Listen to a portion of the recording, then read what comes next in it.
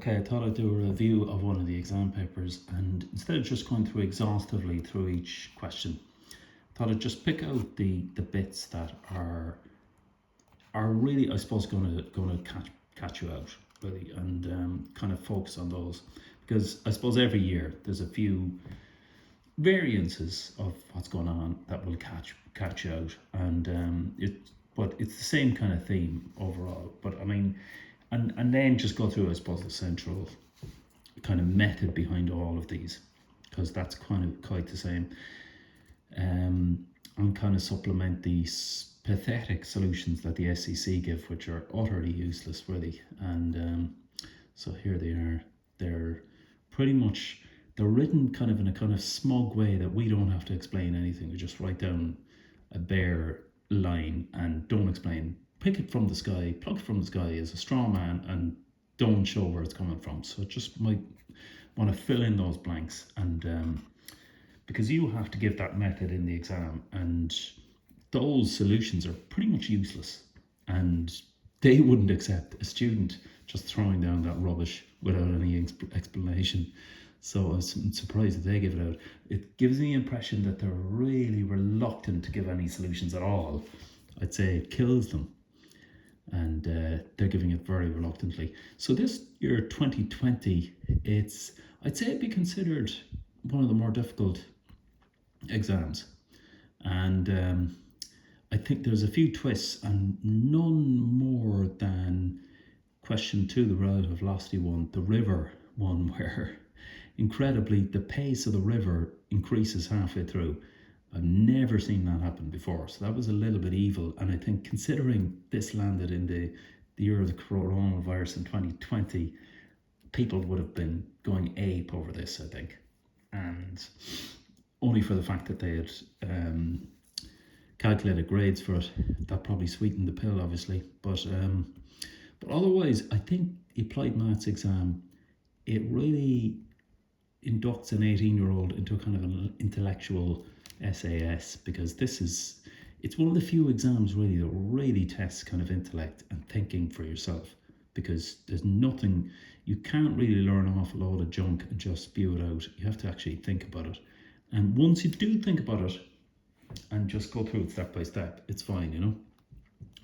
So let's just have a look at it. So I would say, let's just see which ones I would say were the toughest ones. I think that motion there was pretty much okay. I'll have a look at that later. Question 2 then, that was all right, but this one, yeah, was the controversial one with the pace of the river changing midway through. Even though, I mean, once you step through it, it's actually not that bad, but I'd say on first sight, that would have caused people to go semi-hysterical, I'd say. Then, okay, the particle with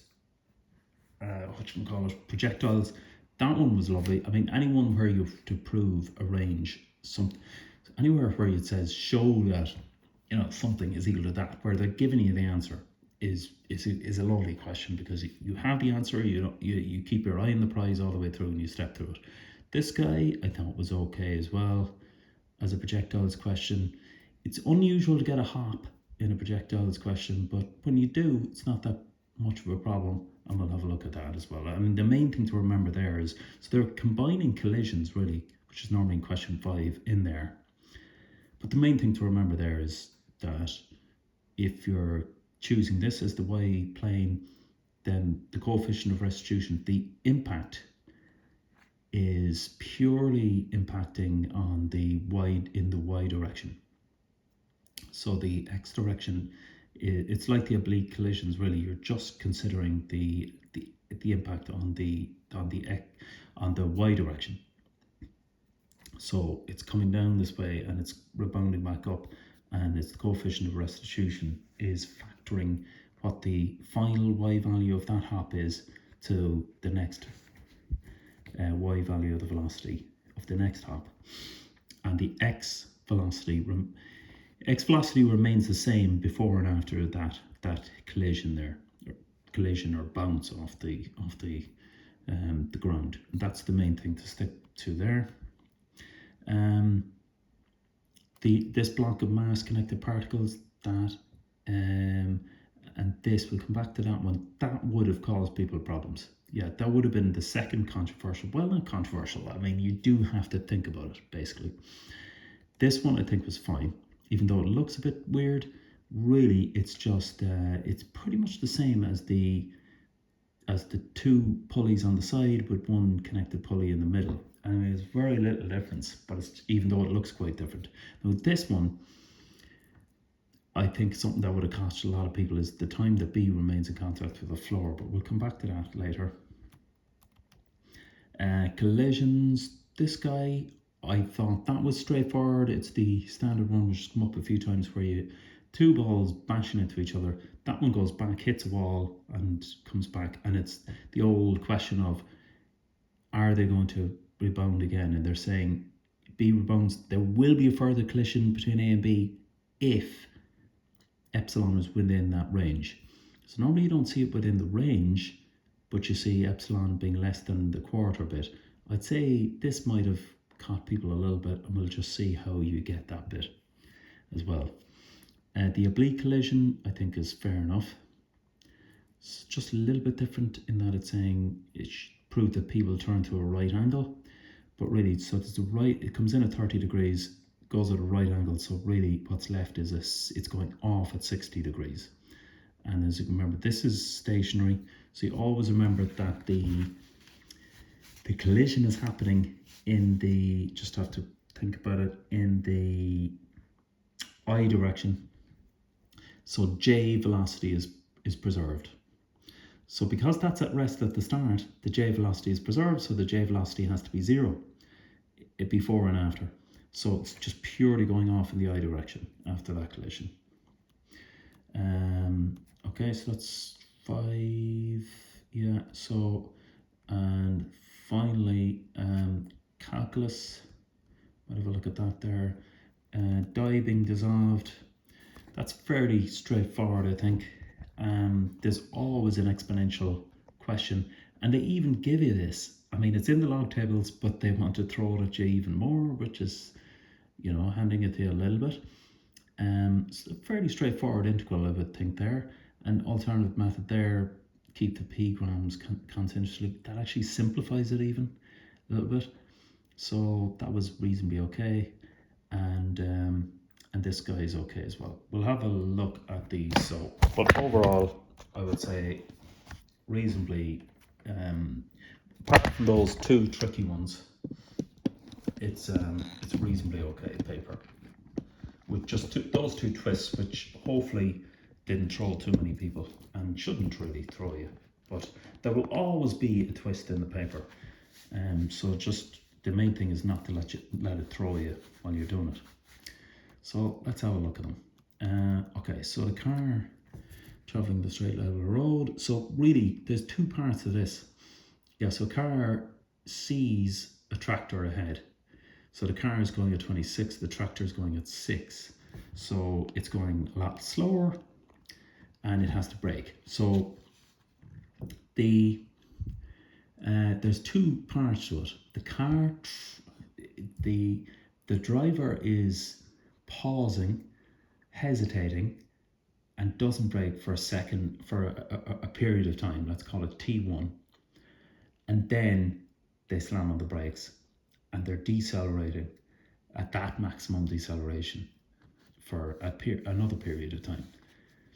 And in order for not to hit the car, that 26 has to come down to 6. So it has to be going at least the same speed, if not less, as the tractor. Or there's two ways to do it. You can either do it that way, linear motion standard, or else you could do a relative velocity version of it, whereby the relative velocity between the car and the tractor has to be 0. Relative velocity, the U relative velocity is U car relative to the tractor is 26 minus 6, which is 20. And the V relative velocity, so the final relative velocity has to be 0, and you could work it out that way, what kind of acceleration has to be taken if you're only considering relative terms. But so you let the period of time, say, for the hesitation be equal to T1. Now in the solutions, they say let it be equal to T, which is a terrible suggestion. I mean, you should never use the variable t for something specific. Like t should be the variable that's going to vary throughout your question. Like your standard s is equal to ut plus half at squared. If you want a specific time, so there, take t there, s equals 26t. That is just confusing. You should say, okay, th for the time hesitating. So t subscript h or t1 or something. You know, keep it away for t seconds. But look, I mean, they've given you to t, but which is annoying. But you could call it t as h, right? The maximum deceleration of the car, you can actually get the time taken for deceleration. You know that from with a simple calculation, either by the relative velocity or else by the standard one, whereby you want to do, okay, so you have u for the car, v for the car has to be equal to 6, and v is equal to u plus at. So work out, you'll then, you know your a, you know your u, v, and a, so that'll give you the t for deceleration, right? Which is t would be equal to v minus u over a, yeah? So it's so it would be equal to minus 20 over 5. So it's equal to 4 meters per second, or 4 seconds, yeah? Yeah. Okay, so it would be 4 seconds braking. So we know that. Then you he said let the driver of the car hesitation time be equal to t. You know that he's not changed his speed there, so that's going to be 26t for that time. So let that equal to, so during that 26t, that's the amount of distance he's going to travel during that period of time. So you then can work that out from your deceleration, brings it back down to the speed of the tractor. You know the time for that, and you find the maximum time for t that the collision of the car. So that would be, you can reasonably work that out reasonably well. I would think 91.2 sounds like a multiple of g as well, so it might be easy for cancelling. The 60 gram mass is projected vertically upwards half a second later. So the thing to remember there with those guys is for the first guy, you use t. For the second guy, in your equations, you're using t minus a half or t minus 0.5. Calculate the height with the masses will collide. So for that, you'll be saying, okay, find a distance equation for the first guy. So s is equal to ut plus half at squared. Find a distance equation for the second one. So it's s is equal to ut minus a half plus a half at minus a half squared. Set them equal to each other. That will give you a time, which works out at t equals 1. So that gives you t equals 1. So after t is equal to 1, now remember that's from when the first one is thrown up. So at t equals 1, they're at the same height. And then what do you ask for? The height with the with the masses will collide. So use that, put t is equal to 1 into one of the distance equations to get that height. Then it says the masses coalesce and find the greatest heights with which the combined mass will reach. So what you're doing then is two are colliding together. So it says they're colliding, so that's a collision. So anytime you hear a collision, that's interesting actually. It's just occurred to me that is a question 5 type collision question as well. Was there another one of those? No. Okay. Yeah, but there's there's a collision element to it. So it's kind of like a bit of question 5 in there. So you'll have to use the principle of conservation of momentum. So M1, you have all the masses, M1, U1, you have the initial speeds, it's great, plus M2, U2, grand, is equal to M total, so M1 plus M2, times the velocity of the new combined particle. That'll give you the velocity of the new combined guy. And then you can use v squared is equal to u squared plus 2as to find the s, the height at which it'll reach. Now, of course, you'll have to realize that you'll have to add on the distance that you originally got to get the total height. And really what you're kind of effectively doing there is the energy equation. So it's quite similar to your energy. So if you have something with kinetic energy going upwards and then going to a maximum height where it has an energy of mgh, and this one has a half mv squared. So it's just occurred to me that that equation kind of is very analogous to that one, to AS. So what it gives is, it's like your 2m, that's like your 2g and h there, and it's equal to the change in kinetic energy. So that is, when you multiply by mass there, the half mv squared, so that would be over 2, so it's the half, and the m would be in there as well. But so it's like your change in kinetic energy. It's like that. It looks very analogous to it. It's not exactly the same, but it's more or less the same thing that you're doing there. So really, I suppose the thing to remember there is two parts to this: a part where it's still stuck at where he's hesitating at the uniform speed for that time t hesitation and it travels a distance 26 th plus the distance it's traveling during that, what we found, 4 seconds of deceleration, and then you find the distance traveled by that by the tractor as well at the same time. And this guy, you have two height equations, one of them with a delayed time, equating them to find the height, and then, well, you find the time at which they'll be at the same height and then plug it back in to get the actual height, and then the greatest height then using your equation v squared is equal to u squared plus 2gs.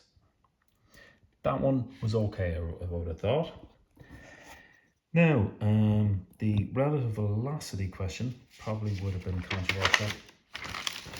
So that would have been one that. So the first part of that, not too bad, but this is quite a common one.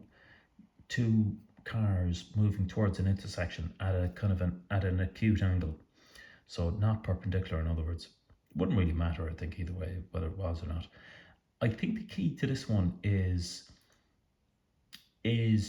just knowing and being comfortable of when you're using relative velocity and when you need to use their actual velocity.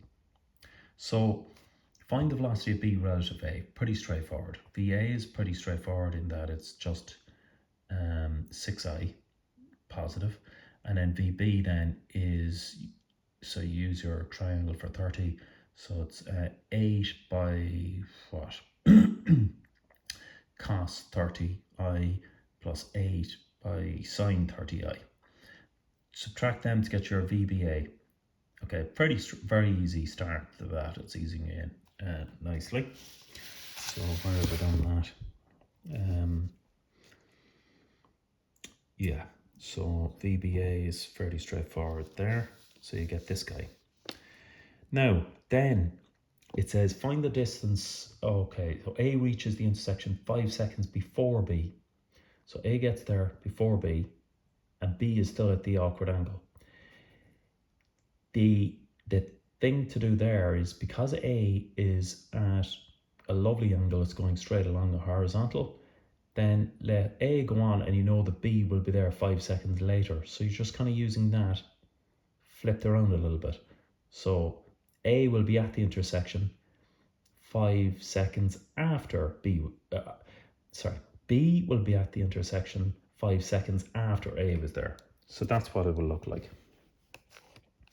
So you have B is finally arrived at the intersection, but A was there 5 seconds ago.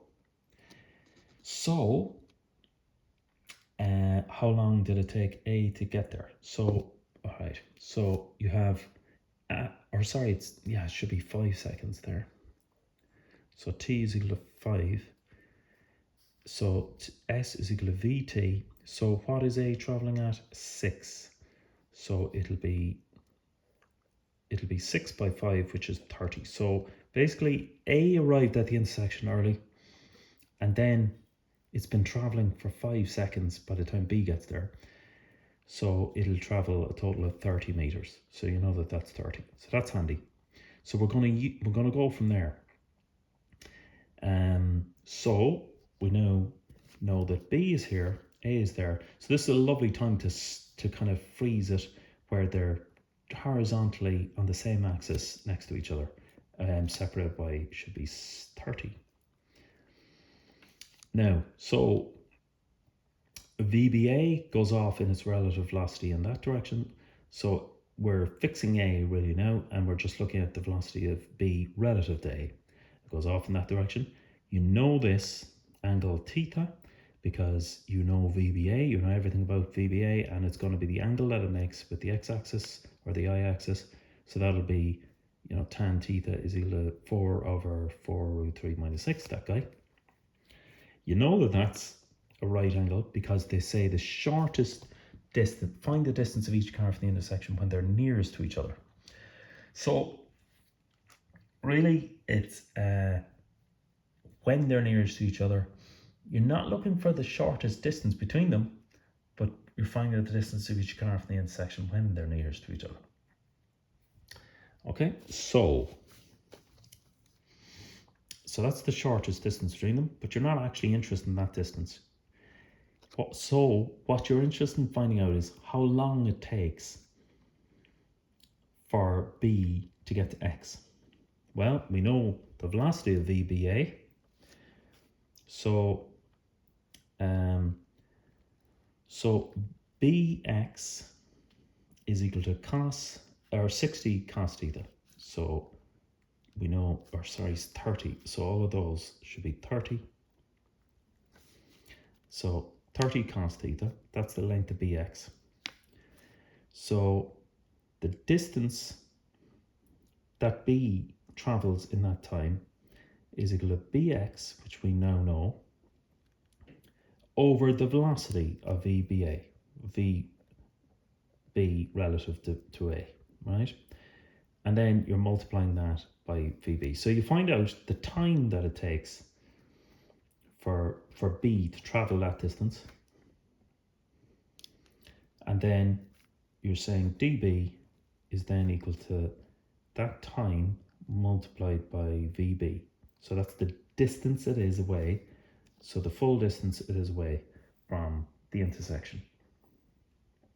So you're using the relative velocity to find the time it takes for B to get to the point at which it's the shortest distance away from A. So you're not really interested in the shortest distance, you're just interested in the time it takes to get there. So that you can then use that time to plug it into the individual velocity of each A and B to find out where they are relative to the intersection. So really it's the relative velocity you're using just to get the time at which the point you get them closest together. And then once you have that time, you're plugging it back into their original kind of velocity equation. So if that time is 3 seconds, or let's just see what it was. Okay, so let's see. Yeah, so your time, so here you have your BC.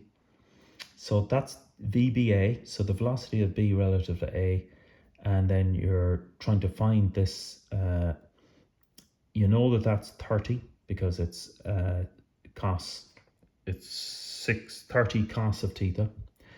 So the time to get from B to C is 30 cos theta over the magnitude of the velocity of the relative velocity. So you get that at 1.6 seconds. So now you go back to your original equations for the actual velocities of A and B. The B is quite simple because you just say it's multiplying at 8 by that time. So the velocity by the time is equal to speed, the velocity by the time is equal to the distance. So that's the distance it is away from the intersection, because B was at the intersection when that clock started. A, we know, was 30, has already, because it was faster, was 30 after the intersection. So we're adding that on to 30 to get the distance that A was. Okay, so method-wise, I would say that one was okay. It's just you have to be comfortable of going from the relative velocity, finding the time it takes to get to the point at which they're closest to each other, and then going back to their actual velocities. So making sure you don't confuse those two. Now this lad was a fairly nasty one in a way, in that in 20 years, or 30 years, I probably haven't seen a river change velocity midway through a question. So I'm sure people would have been thrown by that, but really, I suppose when you think about it, it's not too bad. So in this thing, you have the woman is setting out swimming. The nice thing about it is she's not setting out at an angle, she's setting directly out. And the river, of course, well, the river is always perpendicular or parallel to the banks. So that's the V river, that's the V river, woman river. So that's a nice thing in that they're never going to be nasty really to have an acute angle between these two. That would really throw the cat amongst the pigeons. Because they're perpendicular, you can kind of work them out separately, almost like a projectile. So like during this section of the journey, the river's a half speed, so it only gets drifted a bit, and then the river doubles in speed, so it gets drifted quite a lot, so there's a different angle and gets drifted. The whole drift is D. So you can take it in horizontal and vertical. So in the vertical direction, the woman travels straight across for her relative velocity, and that's kind of like this case where the one wants to go over in the minimum time. So if you want to get the minimum time to cross, you always head out straight across. So you're putting all your energy into just getting straight across. So if you want to get the minimum drift and stuff, and you want to reach that kind of side, you would be kind of trying to counteract the current in minimum distance case. So some of your velocity is going in to try and counteract the current, and some of it is and only a portion of it is going across. That's if you want to go on the minimum distance. In the minimum time, you forget about contracting the current. You go straight out, you let the current take you wherever it is, but all your velocity is going in to try and get across in the minimum time.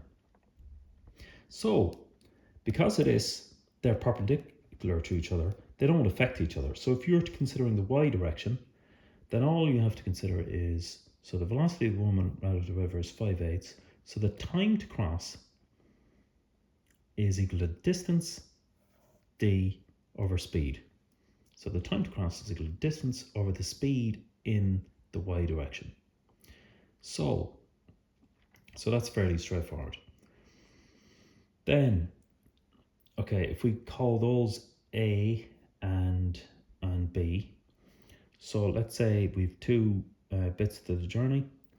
So A then is equal to the velocity of the, oh yeah, okay, so that's your in your perpendicular direction. Now in the horizontal direction, we have the distance A, then you're purely talking about the river here. So the distance dA is equal to the velocity by the time. So this will say T1 is the first bit where the river has a certain speed, and then T2 is the second bit where the river has the higher speed. So A is equal to VR by T1, and VR is a half, so it's equal to half T1. B is equal to VR by T2, and VR is 1 in this case, so B is equal to T2. So now we get the nice equation of T1 over a half plus T2 is equal to D, because A and this B is add together to get D. So that's one equation. And then we have the other one where the total time is equal to this, total time to cross. We got the total time there because we don't have to worry about the river, so we just got D over V woman river. So we've got two equations, two unknowns, so we can solve for T1. and we get this guy here. Okay, so T1 is that, and then X is this. So plug in your V Woman River, which is 5/8, I think, and you get X is equal to 3D over 4. Now, so intuitively, as you can see, it's 3/4 of D. So it gets 3/4 across the river while the river is going slower, and then it takes quite a considerable amount of time then just to do that last quarter because the river is acting against it. So that intuitively seems okay and seems right. Okay, so X in terms of D, X is equal to, so the X there is 3/4 of D. So 3/4 of the width of the river. Okay, so really how are we getting that? The strategy we're using is we're letting T1 be the time for the first bit when the velocity of the river is half, T2 being the velocity for the second bit, and when the velocity of the river is 1, and knowing that T1 plus T2 is the total time, we're getting then equations for the vertical direction, where we only have to consider V Woman River, and that is where it's the vertical direction, so it's the time to cross, total time, is equal to the distance in the vertical direction over the velocity in the vertical direction. The other one then, in the horizontal direction, we have to consider the river, so it'll be just slightly more complicated in 2 parts because the river is changing velocity, so that will be equal to the T1 over 2 plus T2 equals D. So that gives our equations where we can find out RT and plug them in to get this equation here. Okay, so that is your relative velocity. Projectile, I mean, that one is a lovely question. I think shows that the range of the particle. So really for that, you're talking your range. So you're saying use your general formulas again and just be comfortable for projectiles with so your formula. When something else is this, then something else is that. Okay, and in this case, it's your when. Okay, when it lands, your SY is 0. So to get the range, you find your T flight from that. And then your range then is equal to SX. So when at T flight. So you get your SY is 0, set that pops out your T flight, you pop that into SX to get the range. And it gives you this equation there. All right, so that is generally fairly easy. Then it's above the horizontal 5, strikes the ground from P. Find the value of U. So really there, what you're looking for is 2 simultaneous equations. One got from the fact that it strikes the ground this from P, so that's giving you the range. So you can set that equals 235.2. And then for this one, you're getting above horizontal ground, so SY is equal to this. When T is equal to this, we'll give you another equation. Solve those 2 simultaneous equations to get your U. Now, the one slight curveball in this is that you get something like, I think it's, what is it? What pops out the end? Oh yeah, it's U sine theta and then U cos theta. So let's have a look at that. Yeah, so you get your U sine alpha, is equal to this from one equation, and then U sine alpha is equal to this from another equation. And you want U out of it, so how do you get rid of the sine alpha? Well, if you square that and square that, then you're able to use this identity, that the square of any angle, the square of the sine of any angle plus cos squared is always 1. So that nicely eliminates that, and you just get U squared is equal to this. So that's just something to be aware of. If you're stuck at this point and you now have to, basically there you have 2 equations and 2 simultaneous equations, 2 unknowns, U and alpha, and you can always limit it. So once you have 2 equations with 2 unknowns, you can always eliminate them, but it's just that that was a little bit tricky just to find out how to eliminate it, but just remember that identity. So if you sine squared any angle plus cos squared any angle, it'll give you 1, which will vanish the angle out of the way and give you your u nicely there. Okay, so not too bad, I would think. This one, the hopping along the inclined plane, wasn't too bad, I think, but just have to be aware that there is a collision going on, and but it's not too much of a problem. So it's giving you that D is the first kind of range, really. That's the range we're all familiar with. Little bit, just beware the signs here, because I mean normally you're firing it up a hill. This time you're firing it down, so just be aware of that. Remember your axes are plus y axis or plus j is that direction, and then choose a convention. Doesn't matter which way. That could be the plus direction for your I direction if you like. That's fine, or it could be the negative, just as long as you're consistent.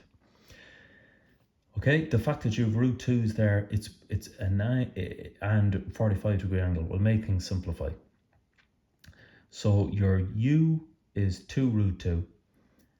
So your u in the y direction is going to be 2 root 2 by sine 45, which is 1 over root 2. So it'll actually be 2, which is nice. So uy will be 2 and ux will be, well, if we choose that to be the positive direction, ux will be 2 as well. Okay, so that's fine. So ux is 2 and uy is 2 starting off. They land there, it plops down at that point. So we can then say your sy is now 0 at here. Solve for t and then pop it into your sx equation and then let that equals d. Right, so then find your value of d, so to when you're equating those. Then at that point, so it coefficient of restitution in the inclined plane. So the important thing to remember at that point is, okay, so that variable, okay, u is 2, ux is 2, and uy is 2 at the start here. They will, the final velocities will be different because they're under gravity, of course. Both x and y direction will have a gravity component, a g component. So g sine 45 and g cos 45. So just be aware of that. And then once it rebounds off here, the x component of velocity will be unchanged by that bounce. The y will be factored by that 0.4. So using that, then you have another projectile which starts with an initial velocity in the x direction, which was the same as it finished with there, an initial velocity in the y direction, which is now has to be factored by that guy because of the coefficient of restitution. And once you have that, then you do your range for the second one, and that'll give you k. So that's just something that you'll be aware of, and that the change of velocity is only in one direction there. So just be okay with that. So terribly explained solutions here. So we find that our range here, our time of flight for that first hop is half a second roughly. So then you put that into your sx equation, and you get d is equal to 2.331, which is great. So you have that. Now, so the I direction is equal to 6, and the v in the j direction is equal to -2. So that is your final velocities. So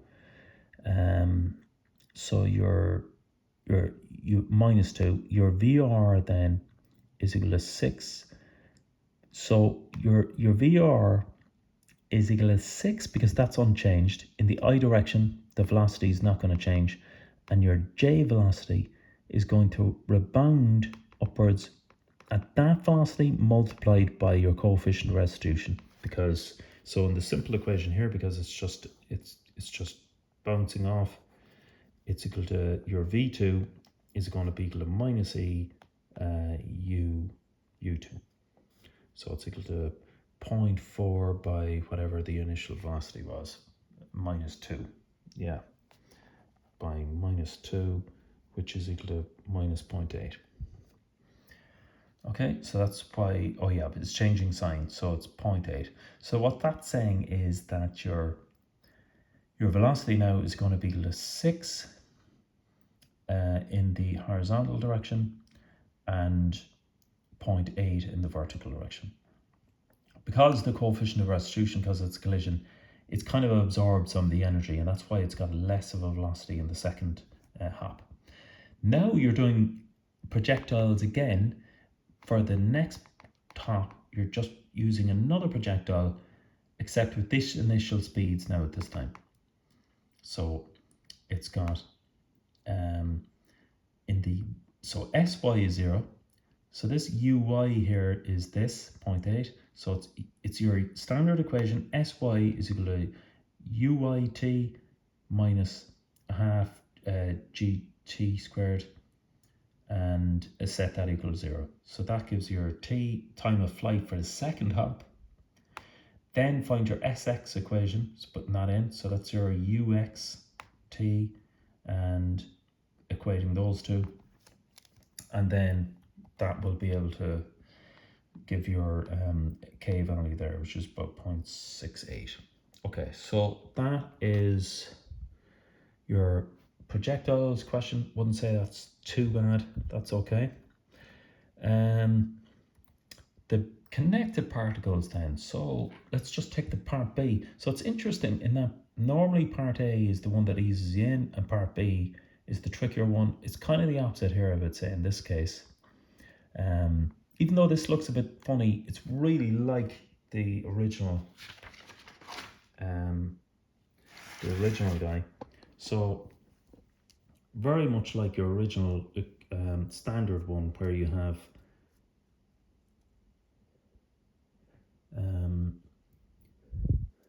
a pulley, and then